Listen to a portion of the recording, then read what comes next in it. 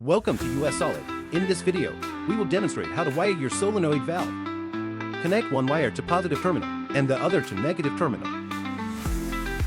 Once energized, the valve will open and remain in that position until power is disconnected. Now, let's take a look at an example of how to wire the valve with a SPST switch. Connect the wires and the switch as shown in the video. Middle terminal is negative, the other terminal is positive, and the gold terminal is indicator light.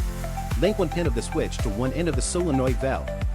Then connect the power positive terminal to the positive pin of the SPST switch. Finally, connect the other solenoid valve in an indicator light line to negative terminal. By turning on the switch, the valve will also open and remain in that position. Switching to the other position will cut off power to the valve, and the valve will close.